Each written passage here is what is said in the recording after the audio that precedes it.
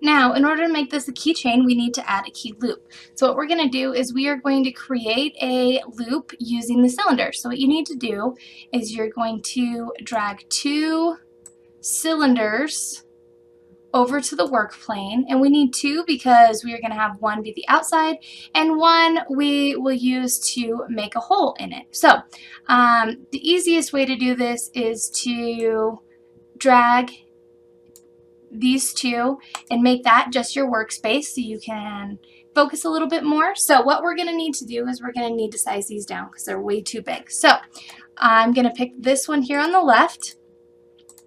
And what we are going to do is we are going to size this down. So you can see the measurements on either side here, 20 millimeters by 20 millimeters. And we can drag to make this smaller, but these aren't even. So if you hold down Shift, it will make them both the same measurement. And we want to go down to 4 millimeters by 4 millimeters. There we go. Now we want to make the height. Let's go over to the side here. Oop.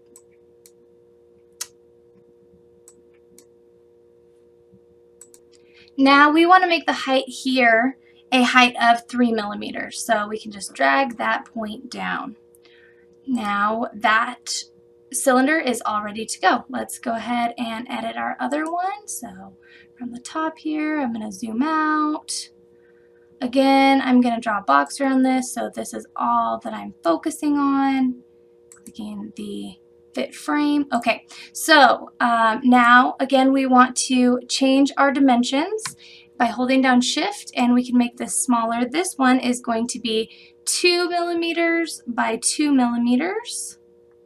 So nice little small cylinder here. Okay, now let's switch over to the side view, zoom in, and I want this to have a height of 4 millimeters, so it will go in that center, the center of the other cylinder. So now let's go to the top view, zoom out a little bit so that we're looking at both of our cylinders. So what I'm going to do, I'm going to move this guy over. Oop.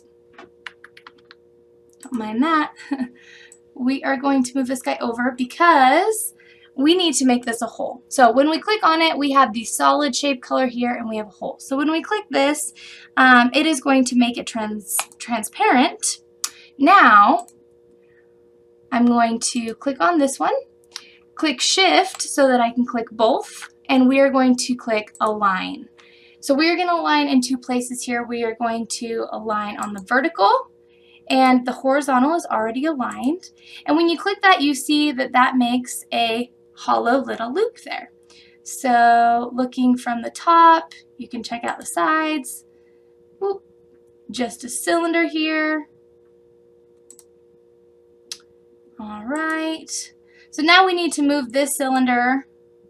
Let's group those first. Sorry, let's group them up so that when we move one, it'll move both. Okay, so now they're grouped.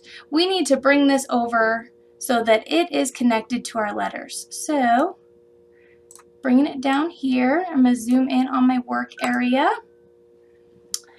and zoom in a little bit more. All right, so I see that that is overlapped, but not as much as I'd like it to. I'm going to use the up and down arrows. And as I get in closer,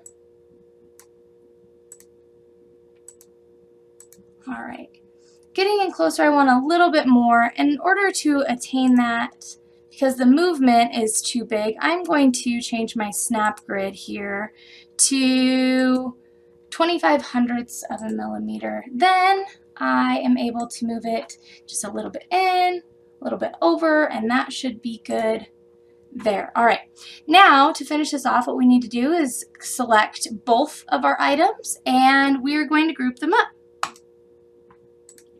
Now we have one finished piece. We are almost finished here.